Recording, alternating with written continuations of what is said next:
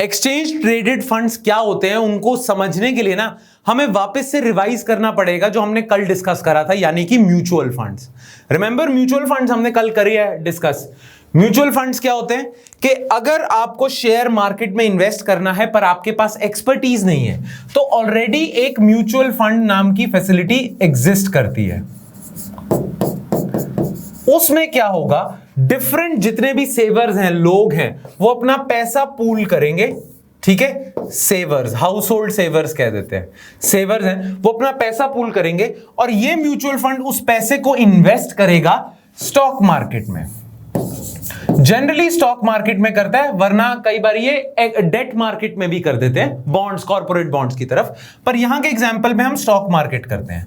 Stock market मतलब ये जो म्यूचुअल फंड में पैसा इकट्ठा होगा ये सारा का सारा शेयर्स में चला जाएगा डिफरेंट कंपनीज के। ठीक है, तो ये क्या करेंगे, लेट्स सपोज म्यूचुअल फंड के पास ना 100 रुपीज इकट्ठा हुआ है, तो ये 20 रुपीज रिलायंस के शेयर में लगा देंगे, 30 रुपीज टाटा के शेयर में लगा देंगे, 20 रुपीज ऐसे ऐसे ही अपने हिसाब से डिवीजन कर लेंगे।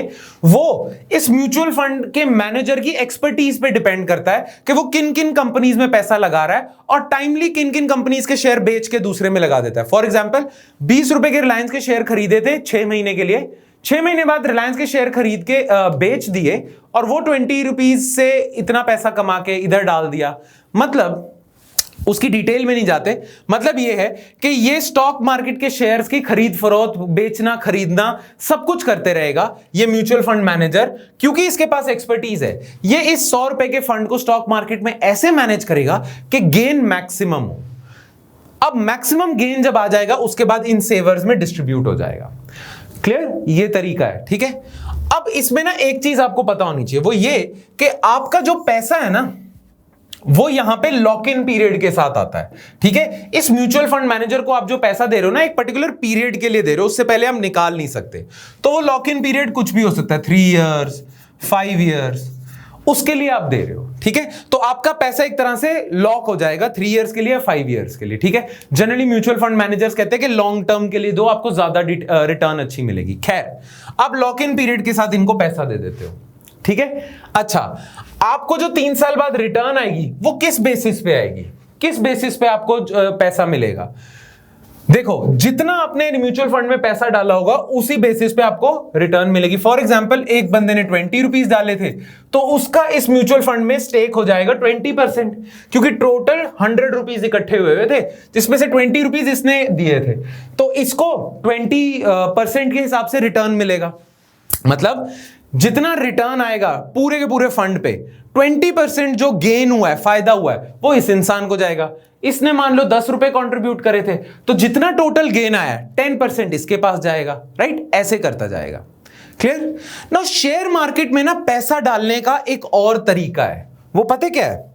अगेन म्यूचुअल फंड जैसा ही एक और फंड एग्जिस्ट करता है, उसे हम कहते हैं एक्सचेंज ट्रेडेड फंड। इसमें भी क्या होता है, डिफरेंट सेवर्स ना पैसा डाल देते हैं। ठीक है, अब इस एक्सचेंज ट्रेडेड फंड में डिफरेंट सेवर्स पैसा डाल देंगे। अब ये पैसा यही एक्सचेंज ट्रेडेड फंड ना स्टॉक मार्केट में डाल देगा। बट ये म्यूचुअल फंड से थोड़ा अलग है। म्यूचुअल फंड के पास जो इकट्ठा पैसा आता है ना, म्यूचुअल फंड मैनेजर के पास ना चॉइस होती है, वो उस पैसे को किसी भी तरीके से इन्वेस्ट कर सकता है। मतलब वो ऐसा भी कर सकता है कि सारा का सारा पैसा रिलायंस में डाल दिया, या ऐसा कर सकता है कि 50% रिलायंस में डाला, 50% टाटा में डाल दिया, या ऐसा कर सकता है कि 25% रिलायंस, 50% टाटा और कुछ परसेंटेज अदानी को दे दिया, 25% अदानी को दे दिया। ठीक है, उसके पास अपनी चॉइस है, अपना उसके पास सारा फ्रीडम है कि वो अपनी एक्सपर्टीज के हिसाब से इस पैसे को कैसे भी यूज कर सकता है और मैक्सिमम गेन लेके आ सकता है। जो एक्सचेंज ट्रेडेड फंड है ना, उसके पास ये फ्रीडम नहीं है। एक्सचेंज ट्रेडेड फंड क्या होगा? लेट्स सपोज ये एक्सचेंज ट्रेडेड फंड डाल रहा है पैसा बॉम्बे स्टॉक एक्सचेंज में, और ये एक्सचेंज ट्रेडेड फंड जो है ना वो सेंसेक्स का एक्सचेंज ट्रेडेड फंड है। मतलब सेंसेक्स को ट्रैक करता है ये। मतलब क्या है कि ये एक्सचेंज ट्रेडेड फंड पता है किस हिसाब से पैसा डालेगा? आपको याद है ना सेंसेक्स कैसे कैलकुलेट होता है? सेंसेक्स कैलकुलेट होता है टॉप 30 स्टॉक्स के वेटेड एवरेज से। तो 30 जो टॉप कंपनीज हैं, हर कंपनी को एक वेट अटैच किया हुआ है। मान लो सेंसेक्स ने रिलायंस को दिया हुआ है 30% वेट, अदानी ग्रुप को दिया हुआ है 10%, टाटा ग्रुप को दिया हुआ है 15% एंड सो ऑन 30 तक, ठीक है। और मान लो इस एक्सचेंज ट्रेडेड फंड के पास ना 100 रुपीज इकट्ठे हैं, तो ये अपना पैसा पता कैसे डालेगा, इसके पास चॉइस नहीं है कि ये अपने हिसाब से इन स्टॉक्स में डाले। ये जो 100 रुपीज है ना, ये सिर्फ इन 30 स्टॉक्स में ही जाएगा और किसी शेयर में नहीं जाएगा। प्लस इस 100 रुपीज में से 30 रुपीज रिलायंस को जाएंगे, क्योंकि 30% वेटेज रिलायंस को है तो रिलायंस को 30 रुपीज जाएंगे। अदानी ग्रुप को 10% वेटेज है तो 10 रुपीज अदानी को जाएंगे। टाटा को 15% वेटेज है तो टाटा को इसके 15 रुपीज जाएंगे। एक्सचेंज ट्रेडेड फंड का नाम एक्सचेंज ट्रेडेड फंड पता क्यों है? क्योंकि ये स्टॉक एक्सचेंज को ट्रैक करता है और स्टॉक एक्सचेंज का जो डिफरेंट इंडेक्स है उसी के हिसाब से पैसा इन्वेस्ट करता है। इसका जो मैनेजर होगा उसके पास फ्रीडम नहीं होगी अपने हिसाब से पैसा किसी में डाल दे। जो सेंसेक्स में, अगर ये सेंसेक्स को ट्रैक करता हुआ ईटीएफ है ना, तो जो सेंसेक्स में चल रहा है वेटेज जो दे रखी है उसी हिसाब से ये भी अपना पैसा डालेगा, राइट। तो अगर सेंसेक्स पूरा का पूरा बढ़ता है तो ये पूरा फंड के वेल्थ बढ़ती है, अगर सेंसेक्स गिर रहा है तो पूरे फंड की वेल्थ गिर रही है। म्यूचुअल फंड में फायदा पता क्या था? म्यूचुअल फंड में था कि अगर सेंसेक्स गिर भी रहा है, ठीक है, तो भी म्यूचुअल फंड मैनेजर ना ऐसा मैनिपुलेशन कर सकता है कि जो जो स्टॉक्स गिर रहे हैं सेंसेक्स के अंदर उनसे पैसा निकाल के जो जो स्टॉक्स बढ़ रहे हैं उसमें डाल देगा। तो सेंसेक्स चाहे गिर भी रहा हो, म्यूचुअल फंड वाले को फायदा हो रहा है। बट ईटीएफ में ऐसा नहीं है। ईटीएफ में सेंसेक्स की वेटेज के हिसाब से ही आप पैसा इन्वेस्ट कर सकते हो। सेंसेक्स ओवरऑल गिर रहा है तो ईटीएफ गिर रहा है, सेंसेक्स ओवरऑल बढ़ रहा है तो ईटीएफ बढ़ रहा है। अच्छा, एक्सचेंज ट्रेडेड फंड सेंसेक्स का भी हो सकता है, निफ्टी को ट्रैक करता हुआ भी हो सकता है, और बहुत सारे इंडेक्सेस होते हैं। जैसे गवर्नमेंट ऑफ इंडिया ने एक इंडेक्स निकाला था भारत 22, सॉरी ईटीएफ निकाला था भारत 22।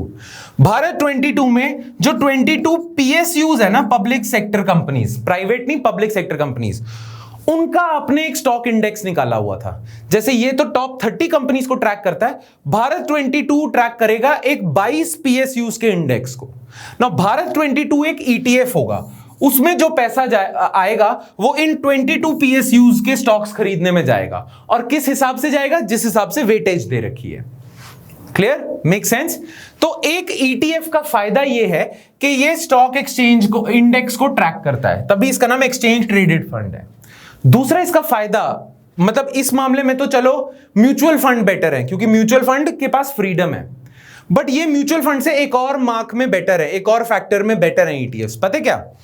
वो ये कि म्यूचुअल फंड में जो पैसा जा रहा है ना, वो तो लॉक इन पीरियड के साथ जा रहा है। 3 ईयर का लॉक इन पीरियड है, 5 ईयर का लॉक इन पीरियड है। बट इसमें जो पैसा जा रहा है ना, वो लॉक इन पीरियड के लिए नहीं जा रहा। मतलब इसमें जो पैसा जा रहा है वो लॉक इन पीरियड के लिए है, बट ये जो सेवर्स है ना, इनके पास ऑप्शन है। पता है क्या ऑप्शन है? मान लो यहां पे एक इंसान है जिसने 20 रुपीज कॉन्ट्रीब्यूट करे हुए हैं, तो इसके पास ना 20% का शेयर है इस ईटीएफ में, कि ये ईटीएफ जितना पैसा एक्स्ट्रा कमाएगा 20% इस इंसान को जाएगा। अब इसको ना एक सर्टिफिकेट मिला हुआ है 20% शेयर का। ये पता क्या कर सकता है इंसान? मान लो ये 3 साल वेट नहीं करना चाहता, इसको अगले 6 महीने में पैसे की जरूरत है, तो ये क्या करेगा? ये अपने 20% शेयर का जो सर्टिफिकेट है ये मार्केट में बेच सकता है, बॉम्बे स्टॉक एक्सचेंज में बेच सकता है, राइट? तो कहना है इसे कि ईटीएफ में जो इन्वेस्ट कर रहे हैं उनके पास लिक्विडिटी ज्यादा है। यस और नो? म्यूचुअल फंड में जो पैसा दे रहे थे वो तो लॉक हो गया 3 साल के लिए, पर ईटीएफ में जिन्होंने पैसा दिया हुआ है ना, वो क्या कर सकते हैं? पैसा तो ईटीएफ में लॉक्ड रहेगा, पर जिसके पास ये सर्टिफिकेट आया हुआ है वो किसी थर्ड पर्सन को वो सर्टिफिकेट बेच के पैसा निकाल सकता है।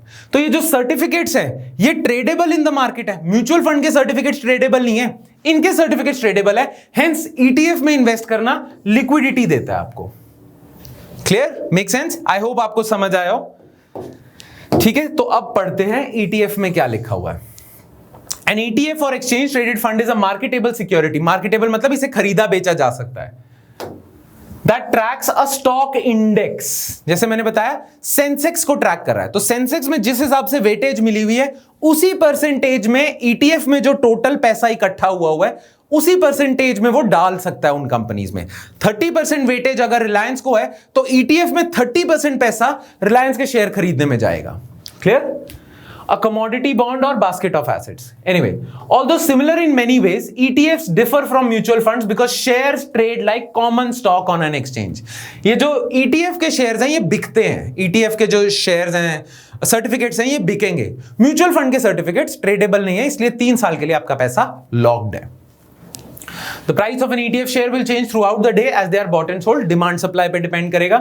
The largest ETFs typically have higher average daily volume, lower fees than mutual fund.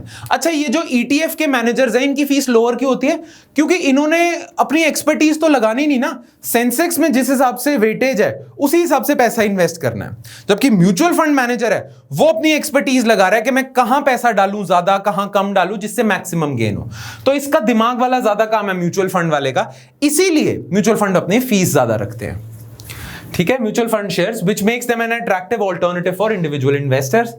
The sector and stock exposure limits help in risk management and reduction of concentration. ठीक है, म्यूचुअल फंड मैनेजर ऐसा भी कर सकता है कि सारा का सारा पैसा रिलायंस में डाल दिया.